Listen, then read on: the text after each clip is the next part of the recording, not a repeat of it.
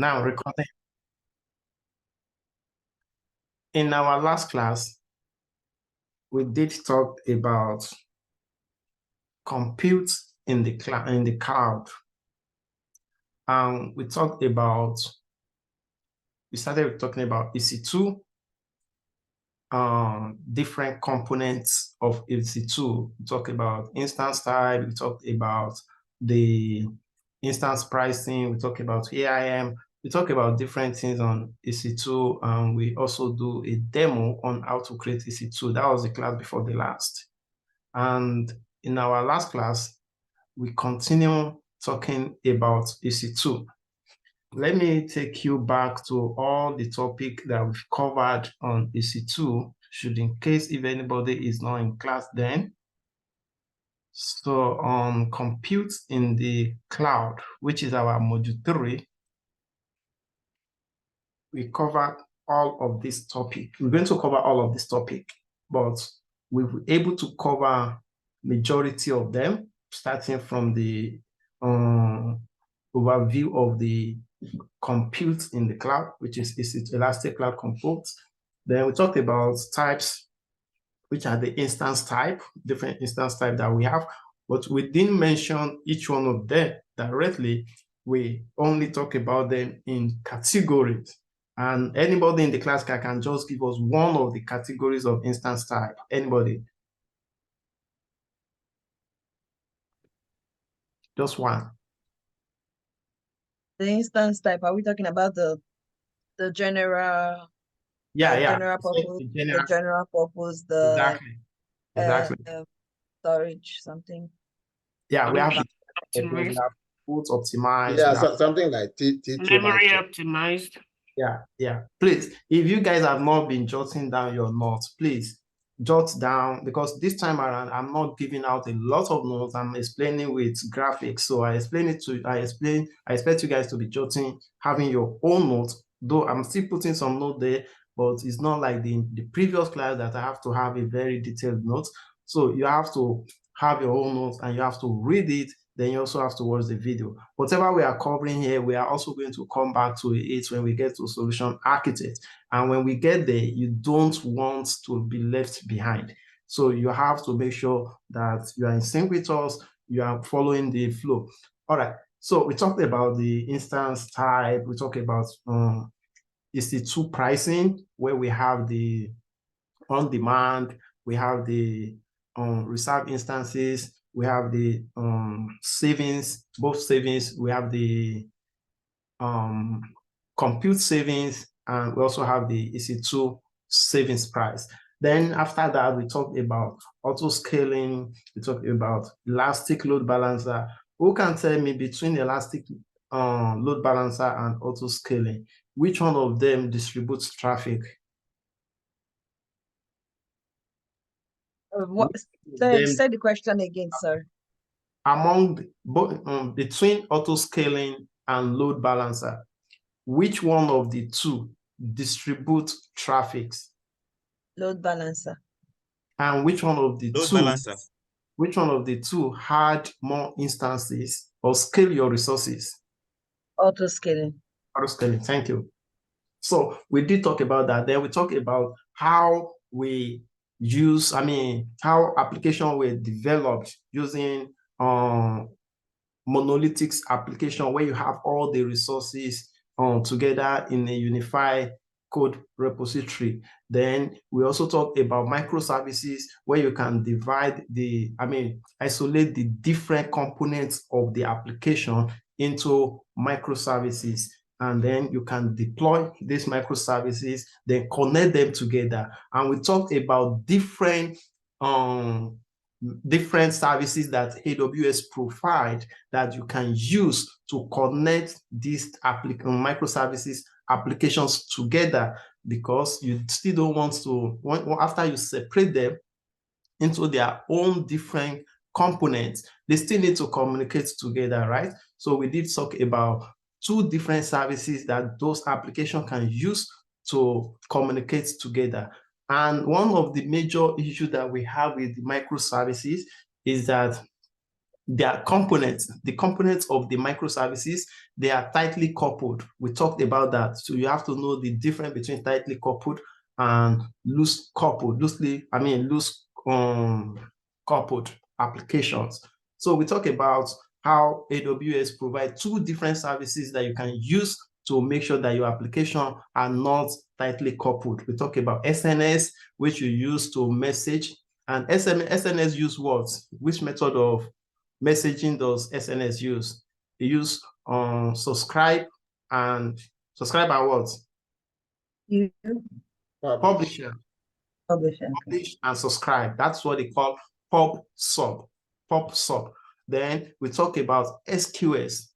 SQS is it uses push and pull, because when all these applications, when you separate them into their own modules, into their own components, if one application A is sending message to application B, and application B is not ready to accept the message, then application A is going to be waiting for application B to finish, and that can still cause tightly coupled, and it can still cause delay for application B. And when application B, for application A, and when application A cannot pass the message to application B, it has to wait. Then the other application too that want to talk to A, they have to wait too. So the purpose of microservices will be defeated. So we talk about all of this. And today I'm taking you to another area in the compute. We are going to be talking about serverless compute services.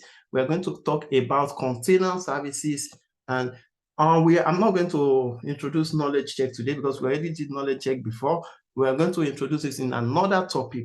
Also today we have time. We are going to be talking about networking in AWS. All right, without wasting much of time, I hope that breakdown covered everything that we've done so far. I can see the same trend with the previous class happening here.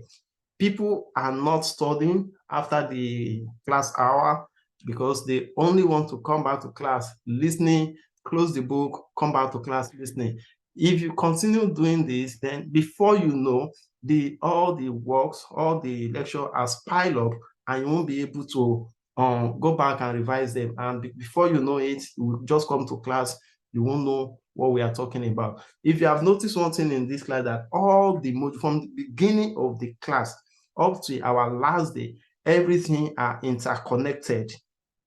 When we started with components of computer, like the hard drive, the software, and then from there, we talk about cloud computing, we talk about servers in the cloud. Everything has been connected, and that is how it will go till we finish the class.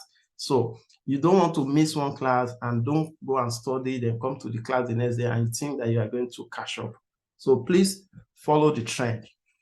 All right, in today's topic, let me go back to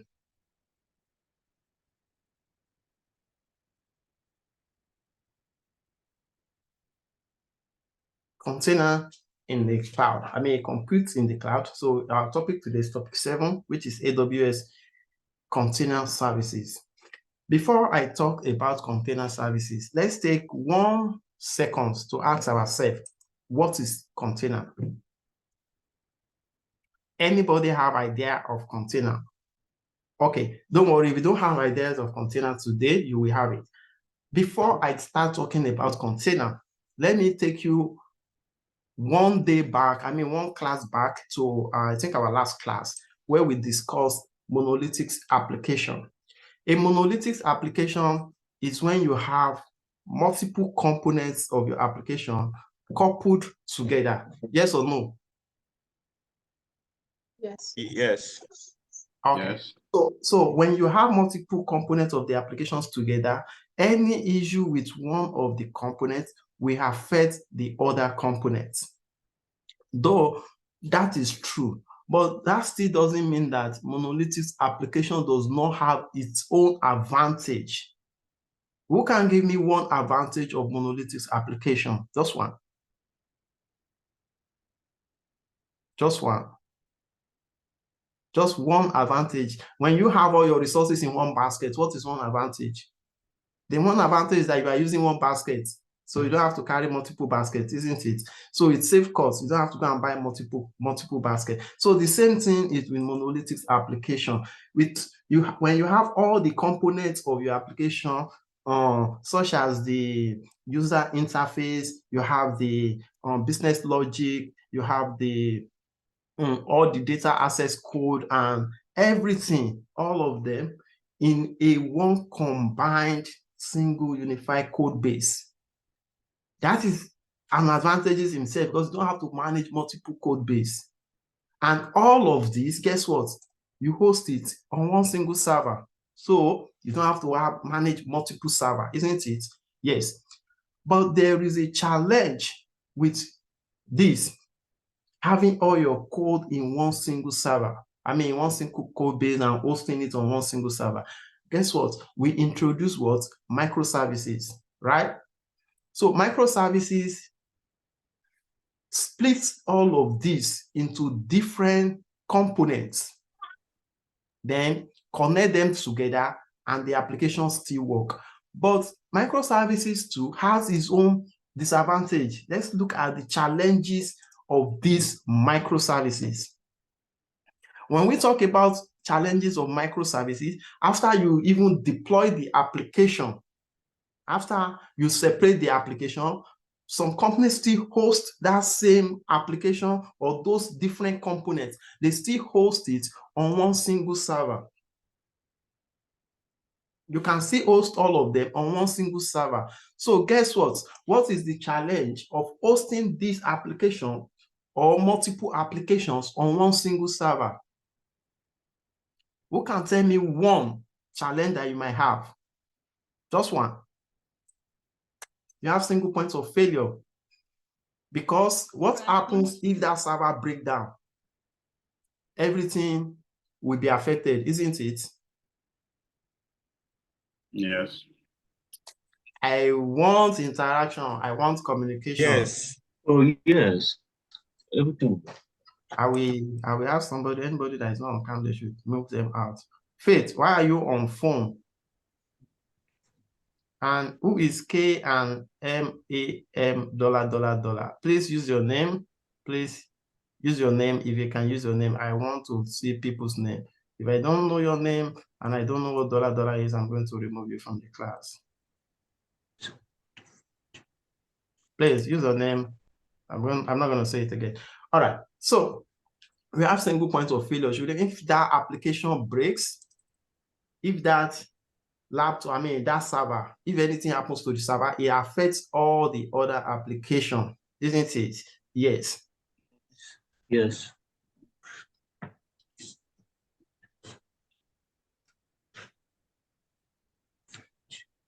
Okay, I was looking for somebody. So it affects other applications too. Then another challenges that we might have is that the applications or the components won't be fault tolerance. That still links to the first one.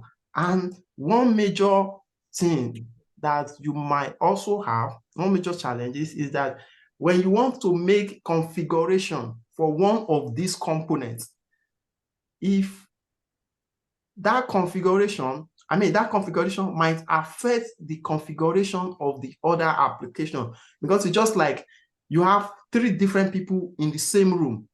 One of them might say, oh, I'm cold. I don't need the AC on. Then the other person might say, no, I'm hot. I need the AC on. So if you go and tune down the AC, then the other person will be affected, isn't it? The same thing is applicable here too. If you make modification to the server because of one component, that modification that you do will affect the other components. So what does that tell us? It tells us that with microservices on one single server, the components cannot be isolated. So that is the major issue that we have with hosting your microservices on one single server. So what is the solution? Well, the first solution is for you to host each of these components on separate server. You can host each of these components on separate server. So meaning that when you make modification in one of the server, it doesn't affect the other one. Is that not true? Yes, sir. Yes, sir. But is this the best solution? No. No, to be expensive. No, because what is the challenges? Cost. At least you are seeing one of them on the system. The challenges is that cost is one of the major challenges. When one of the servers, then the cost implication is expensive, isn't it? To host 4 different servers for one application, what you are only using one for. Then the other challenge that you might have to manage multiple servers. You have to manage multiple servers. And the other one is that each of these servers will be underutilized because component A might be using virtually like 60% of the compute capacity. But component B, because it's database, it might be using like 30%. But the business logic and the front end may just be using 5% or 2% of each of their server. Now, the capacity of their server. So, meaning that you're going to have a lot of underutilized resources. And company doesn't want this. They want to make a lot of profit. And if they have to make a lot of profit, they have to reduce their expense. They have to cut expense in every gratification. So what is the challenge to this? This method is not recommended. So what is the solution? Well, I'm introducing to you another solution or one of the earliest solution called virtual machine. So with virtual machine now, what can we do? What can we achieve with virtual machine? With virtual machine, you can still have the same single server. On that single server, instead of buying 4 servers now, that same single server that is hosting the old application is what you are still going to be using. But what you are going to do now is that on that single server, you are going to install a software called hypervisor. You are going to install a software called hypervisor. So with that software, guys, give me 1 second. Somebody cannot enter the class.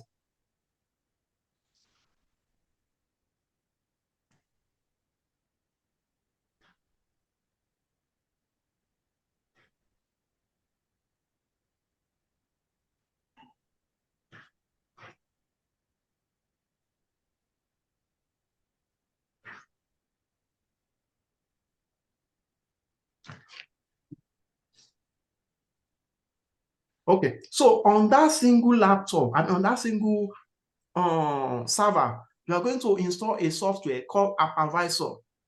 So what that hypervisor will do is that it's going to make that single server to be able to operate as multiple server with the help of what is called virtual machine. So on that single, once you install the hypervisor there, hypervisor is a software that you can use to run multiple virtual machine or virtual server on a single physical server. So this is going to divide, it's going to make possible for you to divide the components, the hardware, the software of this physical server into multiple. Please, as you are coming into the class, if you are not talking, please mute yourself. So it's going to make it possible for you to divide the underlying hardware of this server into multiple components. So on that, once you install the hypervisor, you can now start installing your virtual machine. On one single server, you can have one virtual machine, or guess what? You can have multiple virtual machines. So after you install your virtual machine, what next? Remember, we have a microservices application. We still have our microservice application. So what we can now do is to now deploy each one of these microservices application on each of our virtual server. So now, guess what? We still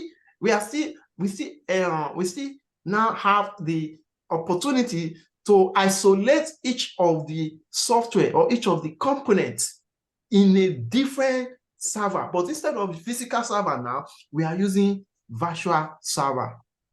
Does this make sense? Yes. Yes. But are they divided evenly, the virtual machines? Because you said that business logic might be using like 5 to 6%. So would the virtual machine for business logic be smaller? Can you modify that? Can you modify that? Yeah, that's a very good question. So you can't modify it, but what you can do, or what the hypervisor will do, is not going to. Okay, no, let me take that back. You can actually modify it.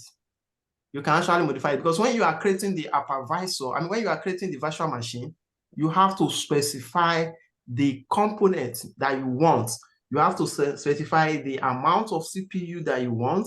You have to specify the amount of storage that you want. You have to specify, if there's memory, you have to specify it too. So that is when you can specify. And if you want more, you can go back there and increase it. Yeah. Thank you for that question. That shows me that you are the only one listening. So my question is, so if anything happens to the first server, nothing will happen to the others. Yeah. So now they are separated, but there is still a but there. If anything still happens to the underlying hardware, it will still affect all of them. But now the issue of isolation is not there again, because each one of them is on their own server. Each one of them is on their own server. But as you can see, they are still rest on one physical server, right? So if anything happens, they will still all be affected. So for this kind of issue not to happen, when we get to solution architect, we are going to be doing what is called highly availability. That is when you are going to deploy something like this into multiple areas.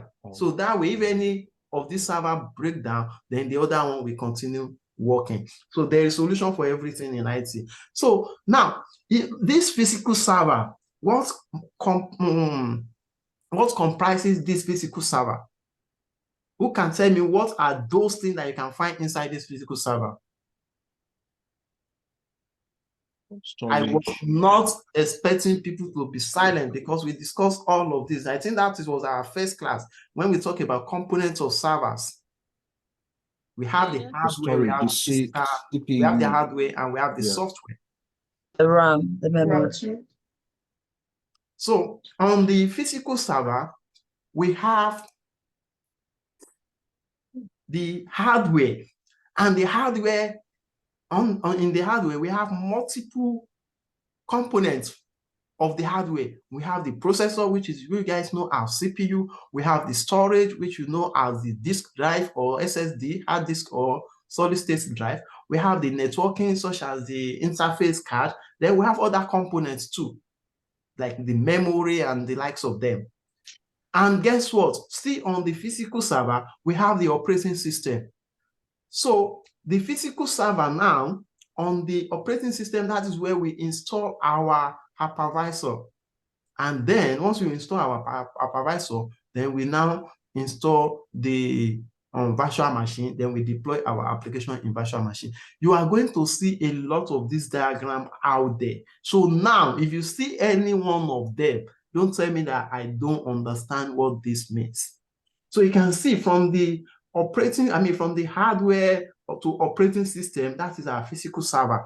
Then on top of that server, we have the hypervisor. Then we have on top of that, the virtual machine. Is this clear? Yes. Does it make sense? Yeah. Okay. Now let's look at the components of the virtual machine. This virtual machine, what makes up the virtual machine? Well, with the virtual machine, we have the operating system. We have the binaries and libraries. Then on top of that, we have the application.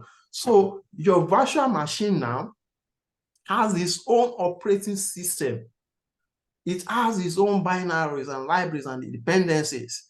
It has its, and guess what now? On top of one single this physical server, you can install multiple operating systems, different ones. You can have Linux, you can have macOS, you can have Windows, you can have anyone you want on top. So now, with this, we're now able to deploy different kinds of applications or components on that single server with the help of our hypervisor that make us to be able to use virtual machine.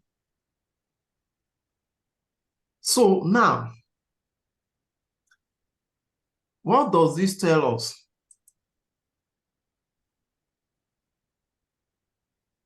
If you look at the operating system of the hardware, and we have the operating system of the virtual machine. In the industry, you will hear people saying host operating system. What do they mean? When they say host operating system, it means the operating system of the physical server that is powering the virtual machine. Then the operating system of the virtual machine are referred to as guest operating system. So these are something that you should know before you get there out there in the industry, so that when somebody tells you that, hey, I think something is wrong with the guest operating system, you are not confused, like, oh, what does this mean? So the operating system of the host server, that is the physical server, is called the host, and while the hypervisor, the virtual machine, is called the guest operating system. So what are the challenges of this virtual machine? Who can tell me one challenge of this virtual machine?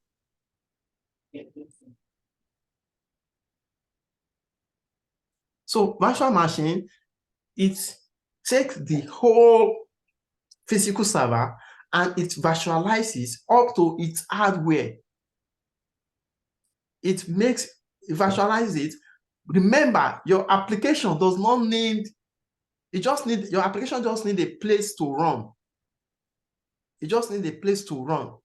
And now the hypervisor takes everything, including the hardware, the software, everything, it virtualizes all of them. And it makes it possible for your application. So the one major issue with that now is that you have your application, you have the system binaries, you have your application libraries, then you now have a full guest operating system.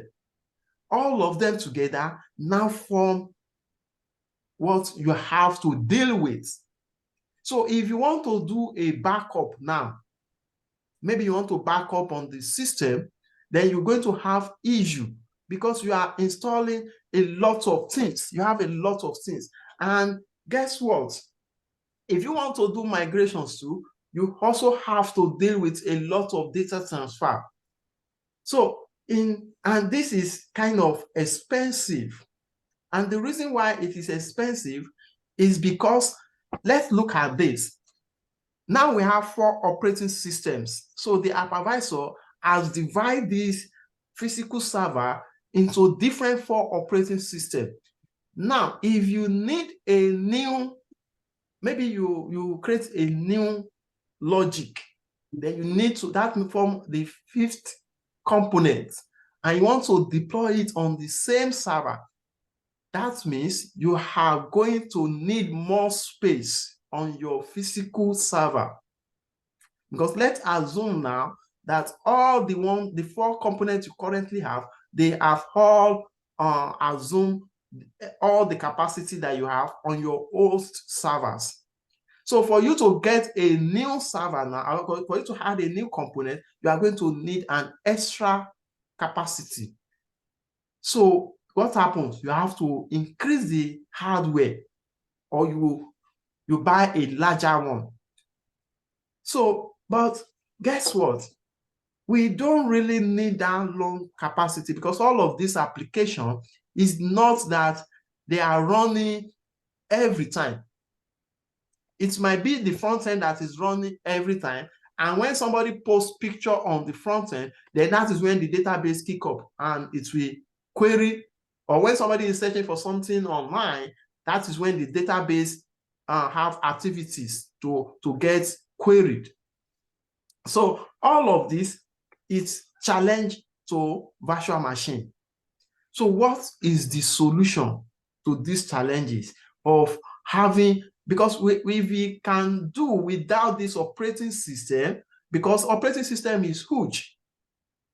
We see operating system, I think like 1 gigabyte, and your application might not be more than like 10 bytes, while the operating system is like 1 gig. So if we can take this operating system out of the equation, then we have more room to flex, right? So I'm introducing to you what is called a container. So now with container operates exactly, or it has almost every component of virtual machine. But one major difference between container and virtual machine is that container do not use hypervisor. Instead, it uses a container engine to make possible the application and its libraries to use the physical operating system.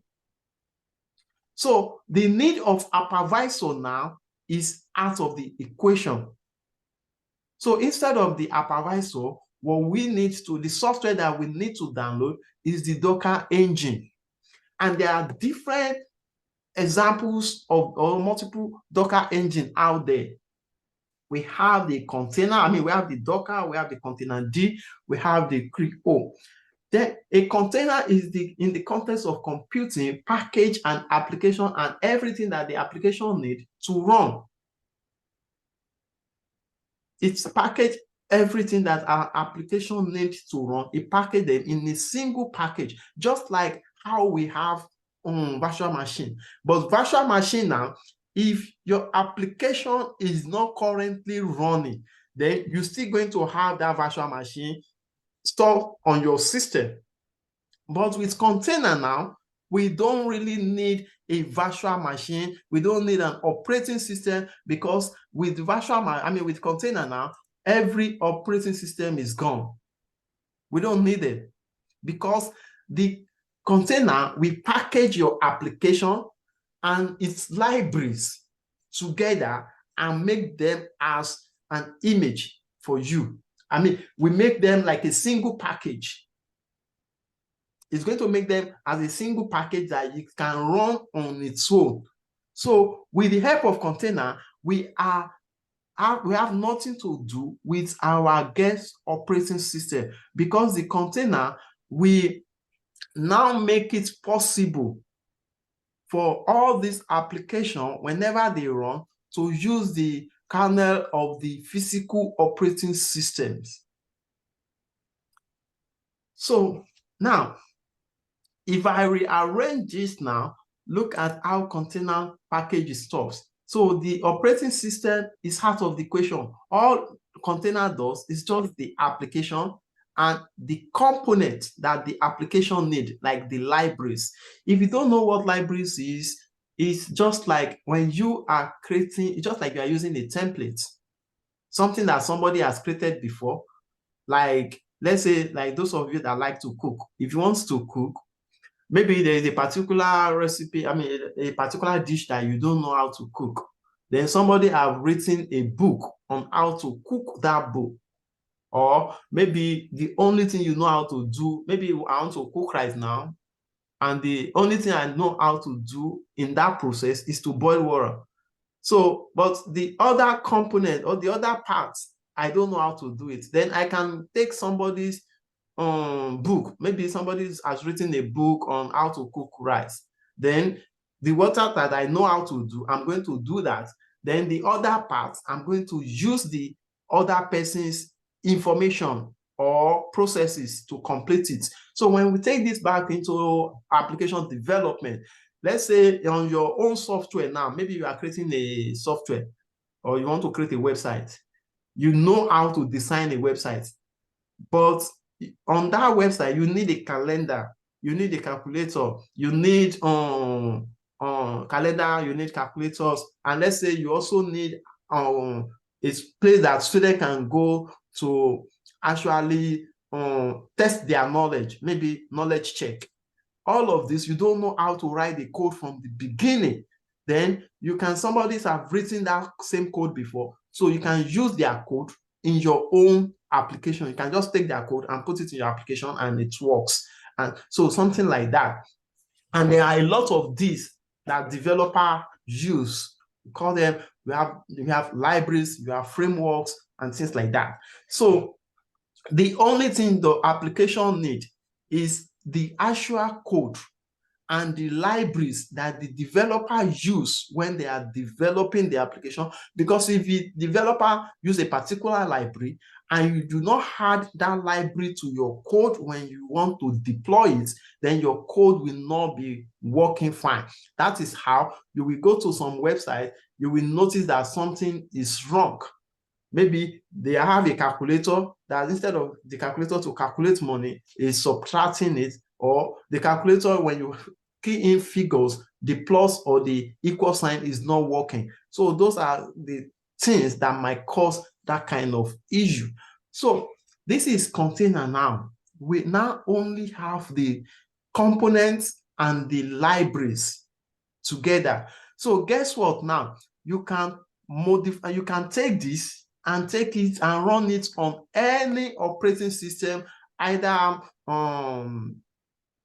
Windows operating system, either macOS or Linux operating system. You can run it everywhere because it does not specify a specific operating system. So that is the purpose of container.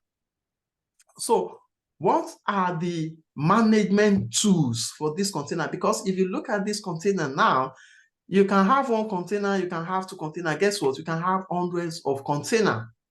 So when you now start having container, the first major issue that comes to your mind is that, okay, this container that I have, where is it going to run? Where is it going to run? So that is the compute management challenge. Because guess what? When we are using virtual machine, we know where it's going to run because we have a virtual machine that has an operating system. So we know where it's going to run. But with container that doesn't have an operating system, then we need to be worried, where is this container going to be run? So your container can either run on your own physical server. You can, like what you are seeing here, it can run on a physical server like this. It can also run on EC2, which is virtual machine. Our EC2 is virtual machine, so container 2 can run on virtual machine. Then it can run on serverless.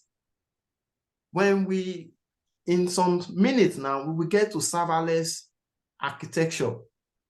So you can have your container to run on your own physical server. It can run on virtual machine. An example of virtual machine, if you don't know, is EC2, the one that we've been doing. Because when you go to AWS and spin up EC2, you are actually spinning it up on a physical server that is somewhere in AWS office, but you don't have access to that.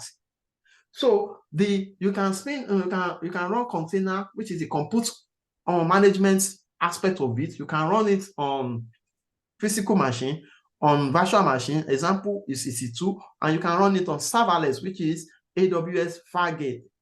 And there is another one which is AWS App Runner. I've never run container on that before, but it's also a situation, I mean, a path where you can run. So with this app runner, you don't have to install anything. AWS manage all of them for you. Then the second thing that you need, the management thing, or second thing that you need to worry about when you have container is that, okay, this container now, where do you store them? Where do you store this container? So there are multiple places you can store your container. If you are using Docker, you can store the container in Docker Hub. If you go to Docker Hub, you will see a lot of container. And that's why when people are using container, they are downloading thousands of container on Docker Hub. If you go to Docker Hub now, you will see different kind of container that people have written, and you can just go there and use it.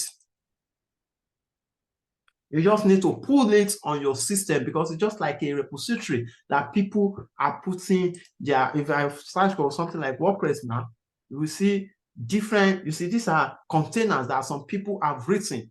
So you see, this one was even updated 2 hours ago. And if you want to know whether people are downloading it, whether people are using it or not, look at the download, 1 billion plus. So when these people upload this container, which is a software, that's an application that they've already configured WordPress on it, and they bundle it with the libraries that they use, and they store it here, which is Docker Hub. So you can now see that people can just go there and download it. And when they are downloading it, they are downloading the software and the libraries. And you can see 1 billion people has already downloaded this. And there are other applications like that. So if you try to look for something like Python, maybe that's a programming package. So here you see Python 1 billion too. See different. You can also, if we are going to do Docker, maybe we have the time, we are going to see how to push your own Docker to, or your own container to, I mean your own container image also on Docker Hub. Another one that you can also use to store your container is Amazon Elastic Container Registry, ECR. Amazon Elastic Container Registry. That is where you can also store your container there. When you have one container, it is easy to manage. When you have 2 containers, it is kind of easy to manage. But when you start having multiple containers, then it starts getting complex. And guess what? If you create a software, maybe a website that is meant for one person, and you install it on one single server, because, okay, let me use a bigger number now. Let's say you create a software. I think we did this before. You create a server or a web server, a website, sorry. You create a website, you created a website, and your initial projection was that this website, where at maximum people that can visit this website is like 100 people, and you install or you host that website on the web server host, on a physical or EC2.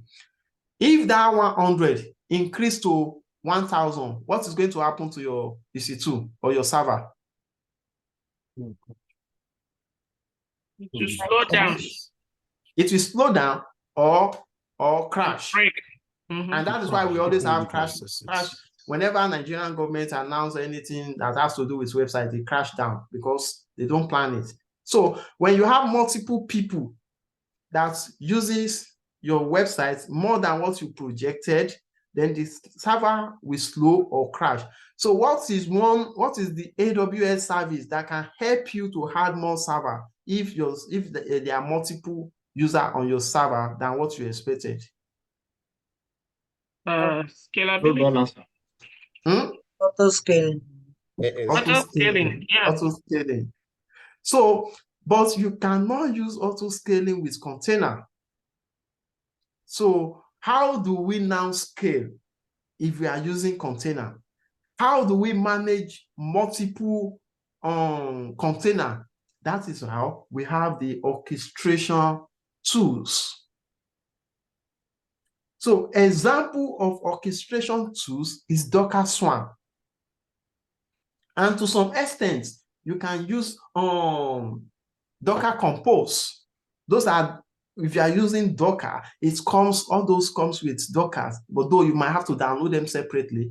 But Docker Swarm, you can use it to manage multiple containers, because if you are managing one container, two containers is easy, but trust me, if you get into 100, then it becoming complex. So you need something like an orchestration tool that can help you to manage all of them, and that is why we have the orchestration tools. And the one popular orchestration tool that you have out there is you have Docker Swarm and you have Kubernetes. Kubernetes is the most popular, and it's extremely complex, but it's very, very good.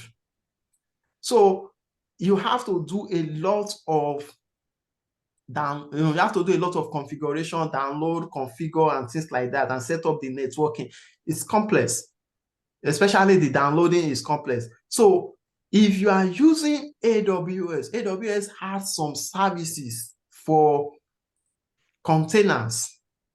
AWS have some services that they have provided for you if you want to use container. And the first one that we're going to be talking about is called Amazon Elastic Container Services.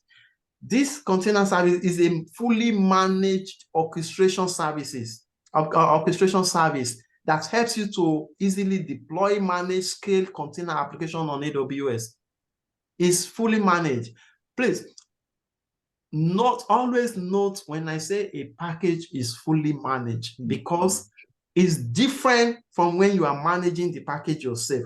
A fully managed package just simply means that you are not in charge of controlling it, the hardware. I mean, not even the hardware alone. You are not controlling the management of that application or that infrastructure. So this is actually managed by AWS. So when you are doing orchestration, when you are doing scaling of your container, if you are doing the what is it called, deployment of your container and things like that, the container Elastic Container ECS, Elastic Container Services, help you with this, so you don't have to do a lot of tasks.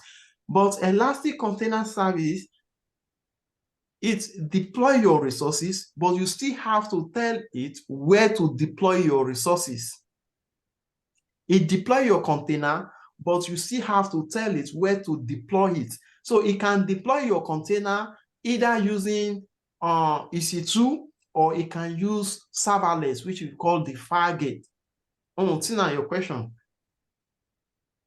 No, I think you already answered the question I was going to ask, because when you say fully managed, you were laying emphasis on it that we don't have to do anything. So I was wondering, where is our responsibility then? But I think you already answered it. So I was going to put it down. So thank you for bringing up that question. Please, guys, I have to go to one step back. There's something I wanted to say that I forgot to say it here.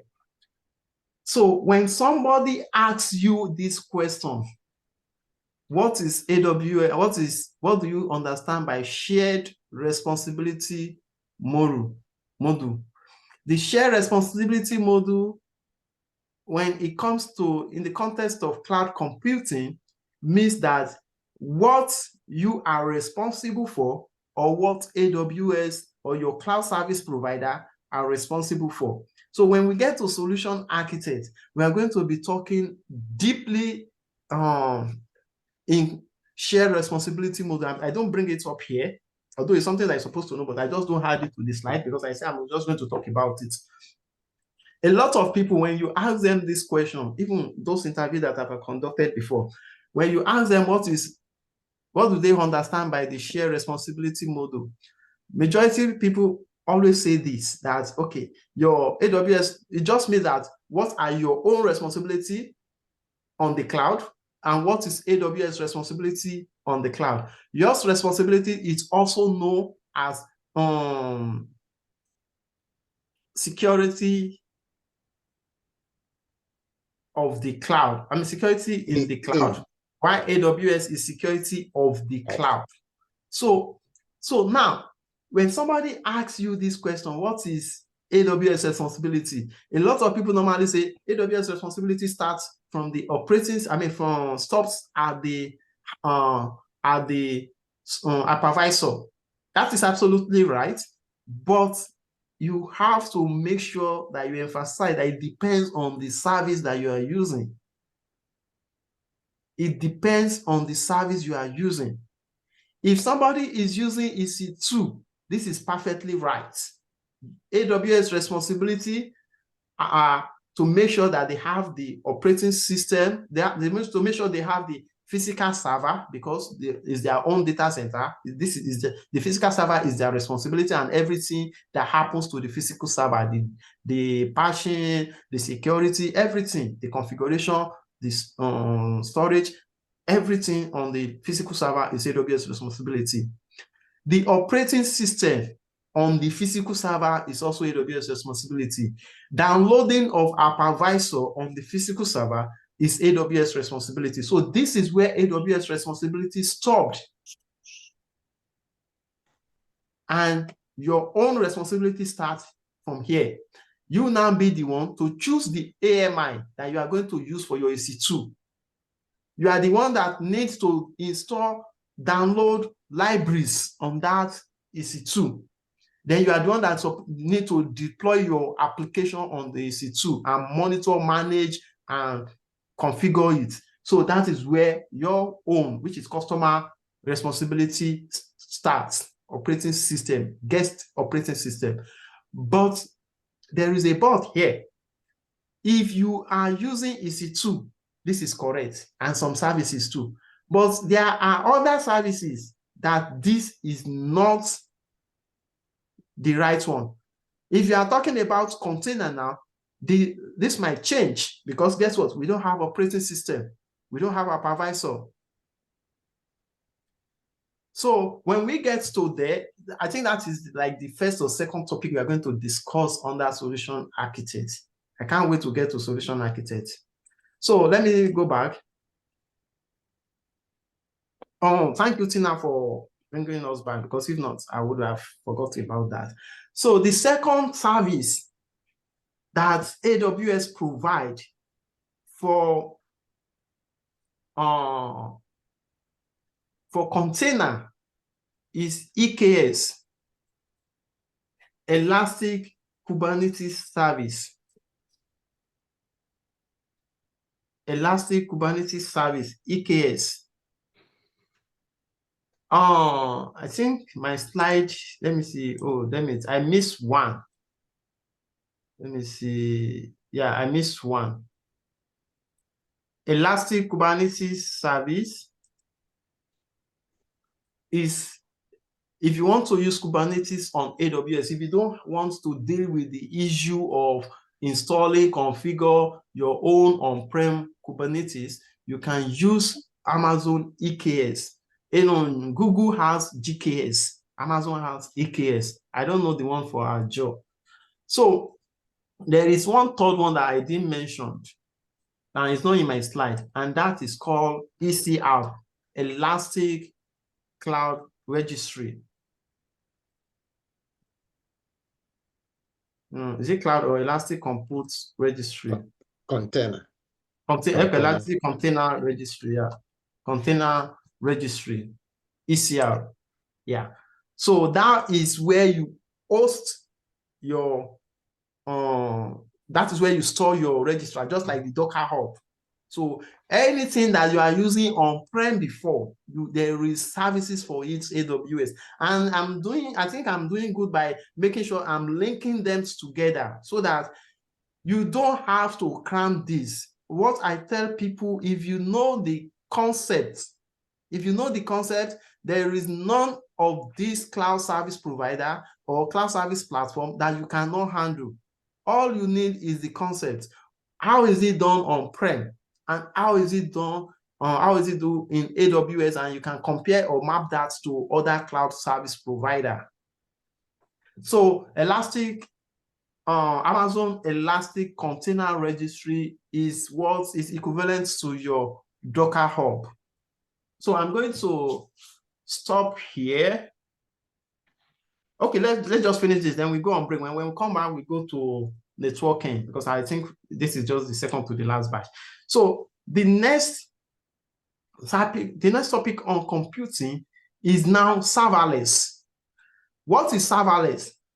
When we talk about serverless, we've been talking about server from almost from the first day of the class. That is when you manage the server, either your physical server or your EC2. If you are using physical server, then you have to deal with the headache of where to put the physical server. You have to deal with the headache of securing the physical server. You have to deal with the headache of configuring the server. Then we are tired of all of this. Then we move to the cloud. But guess what? You moving to the cloud is not a final destination that you are not going to be responsible for all those things again. You still have. You're still going to be responsible for it. You're still going to be the one to determine which AMI am I going to use to spin up my server. You are still going to be the one to responsible for configuring the server. You will still be responsible for making sure. One of the things that you don't want to be responsible for is making sure that you have enough scaling capacity. If multiple people are on your website, then you've configured your auto scaling to scale up maximum of 5. So what happens if you have 200 people on your website? Then when the auto scaling reached 5, it's going to stop. And if the number keep increasing, your system will do what? It's going to crash, even despite your auto scaling. So all these things are issues with you managing your server. So can we do without all of this headache? Absolutely yes. Yeah, I mean, we're still on your Google. Oh, sorry. Thank you. But I'm just explaining. Yeah. So can we still do without managing all of these servers and having the headache that comes with it? Absolutely yes. We can leave the management of the server for the cloud provider like AWS, like Google, like Azure. So we don't have to deal with the server. We just need to deal with our application.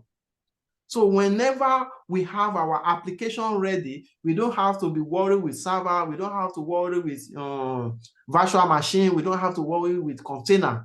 We just take our application and just deploy it on AWS managed server. So we just go AWS, this is our application. We want to use your managed server, and it's only going to run when somebody visits our website. That is when the server will kick up and we run our application. So these services, the services provided by AWS, one of them is Fargate. So if your application is a containerized application, then and you want to use serverless, you don't want to manage EC2 to host your container application, you don't want to use physical server to manage your container application, or you don't want to use virtual machine such as EC2 to manage your application, you can use serverless. Sorry, this is absolutely gone. I mean Fargate, not Elastic Compute. So ignore this. Let me annotate on that. Where's my annotation pen? Annotate. So ignore this. I mean AWS. Where's my pen? Just give me pen. I mean AWS, what was it called? Oh, it's not. Let me use my AWS Lambda.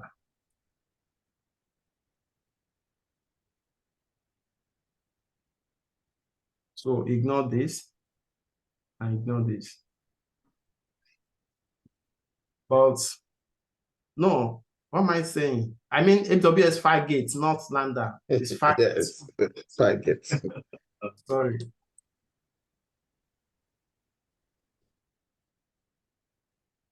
This is not my real handwriting, because somebody said I write like a chicken. So this is Fargate, AWS Fargate. So it's, if you don't want to have the headache of all of this managing of server, and you are running a containerized application, then you can use AWS Fargate. Don't worry, you don't really have to deal with the headache of configuring this for solution, for cloud practitioner. Even in solution architect, you don't still need to configure it. What you need to do, you need to know the service and some components about it and how to use it. But when we get there, we are going to deploy it. So don't bother now. All that matters now is you understanding the service and what they are used for, and the challenge that it's solved, the challenge that we have on-prem, and what we are using, or the services that is available for that challenge on the cloud. That should be your focus now.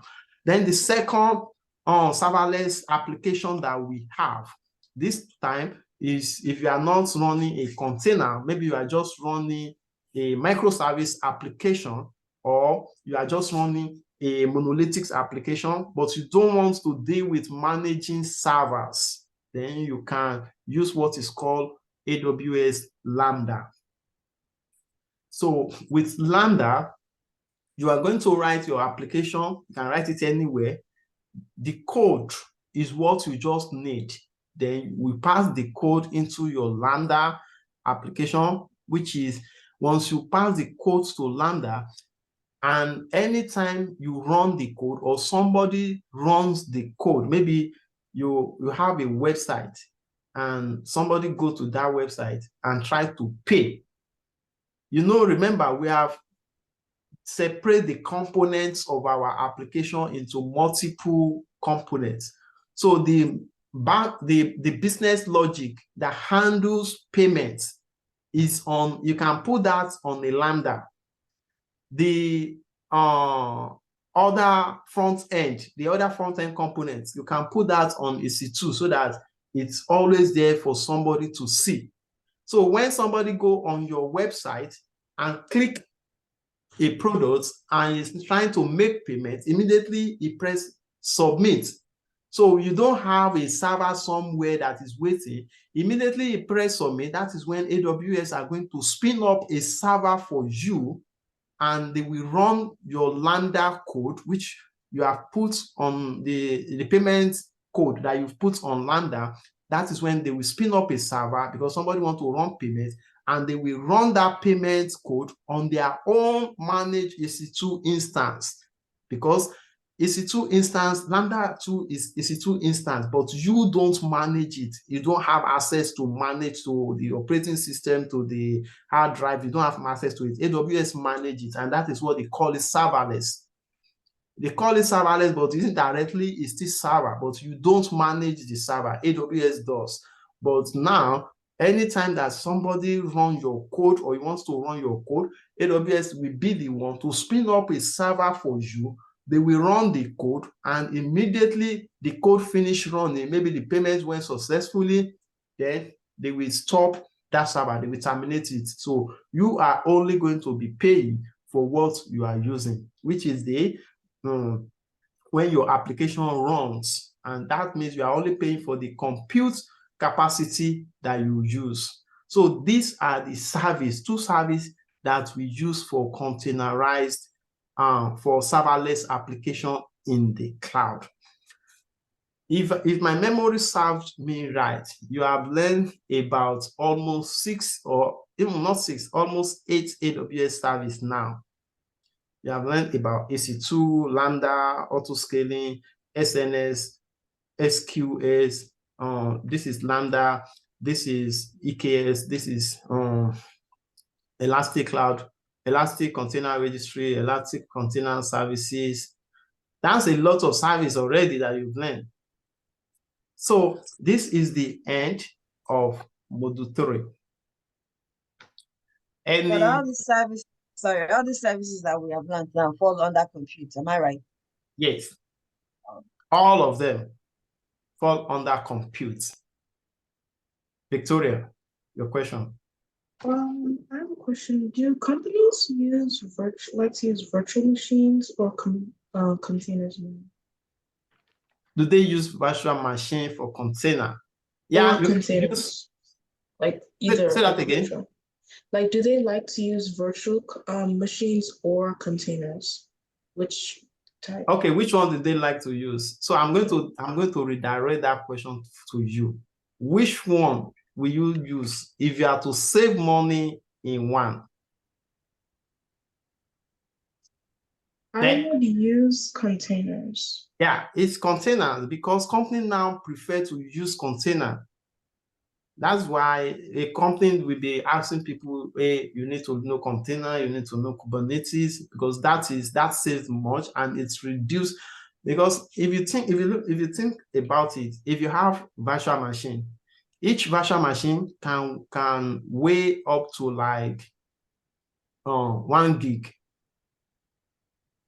plus the application code, the libraries, and the OS operating system can weigh like 1 gig.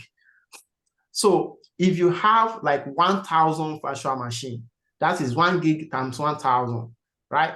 So you need like a storage. I'm just being like a simplest explanation now. So that means you need like 1,000 gig to store your virtual machine and everything.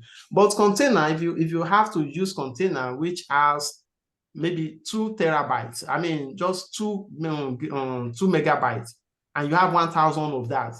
So do you see the difference between container? If you have let's say you have 2 terabytes, 1,000, that is 2,000 terabytes. That is not up to 1 gig, or that's not up to 2 gig for the whole of 1,000 containerized application. But compare that with virtual machine that you have to use 1 gig for 1 gig 1,000 virtual machine, each of them use 1 gig. That is on 1,000 gig compared to 2 gig. So in terms of storage alone, you see the difference. So, but companies prefer to use container. It can be complex to manage for some people, especially if they are doing it on-prem in terms of Kubernetes, but companies prefer to use container. But that does not mean they don't use virtual machine, because they use EC2. And some company, you will not see any container. All you see is EC2. So it also depends on the technical know-how of their employee. If their employee doesn't know how to use container, they are not using container. But if they have employee that knows about container, then they can start introducing container, because employee also make the decision at times. All right, let's go on 5 minutes break. When we come back. Sorry, before we proceed on the break, I have 2 things or 3 I want to clarify. So first, okay, when virtualizing, one can configure any guest operating system different from the host operating system. For instance, if host is a Linux operating system, one can configure Windows, Mac OS. It doesn't matter. Yeah, they can use any operating system. I think I said that. Yeah, you said that. I just want to ensure that I got it right. Yeah, 2, yeah, you can use different. It doesn't have to be, if you are, like now, I'm on Windows. I actually have virtual machine on my system. I'm on Windows. Then if you look at this, this is, okay, let me put, if you look at this is Oracle VM box. And on this VM box, I just deleted the virtual machine. I have several virtual machines on it. I have Linux, I have Candy Linux, I have Windows. So you can have multiple on the VM, on the same VM box. So it doesn't mean that your operating system, your physical operating system is Windows, then every virtual machine has to be Windows. No. Okay, that's good information to know. Yeah, then another thing I want to clarify is the app runner you mentioned, AWS app runner. Is app runner equivalent to Lambda or Fargate? Because you said that Fargate is just so the app runner is more like, if you know AWS app, So there is something that we said when we want to start this class. I think you don't start this class with us. We said that anything that we do not discuss in this class, we don't want to bring it to the current class. And anything that has to deal with more complex things, we have to limit it to when we get there, because we are trying to. The last class, we got a lot of feedback that the old students, they always bring questions that is not one related, and question that is even more complex, and it makes them feel not, how can I put it, make them feel not confidence of themselves. So we announced that in the beginning of the class, and it's even one of you guys that even tell me that one of the old students, I say, no, this is the feedback that they are giving, that some people hijack the class and they were asking questions that is more advanced than themselves. So we said that anything that is over advanced, if you need a question that you want to clarify at your work, you can send it to me and we'll discuss it, but don't bring it to the class. So about what you just asked now, App Runner. App Runner is more like SageMaker, AWS App Runner.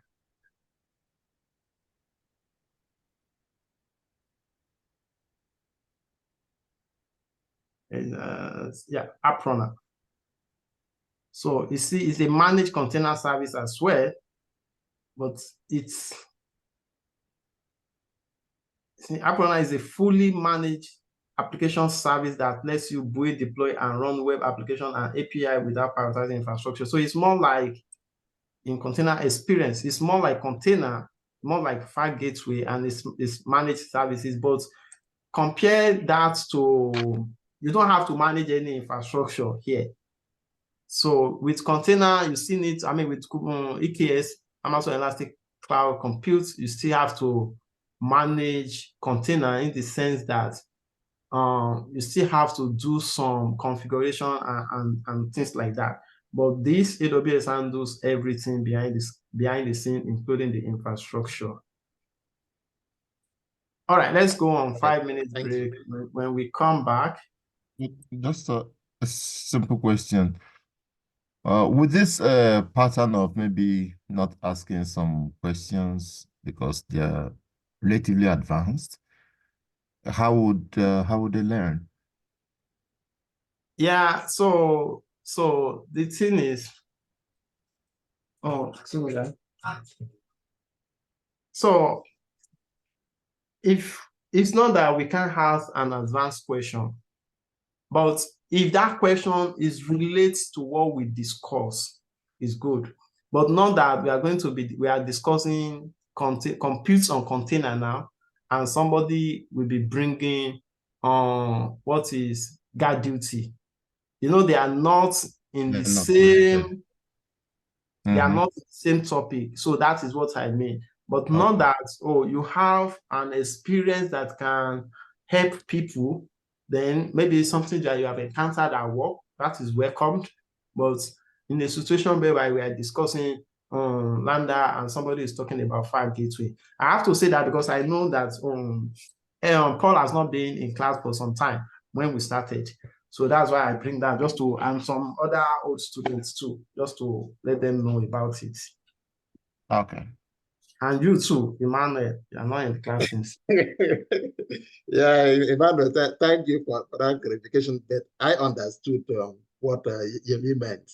Okay, because new people are struggling to learn the concept. So if you bring in something advanced, they will be confused. It will not be helpful at all.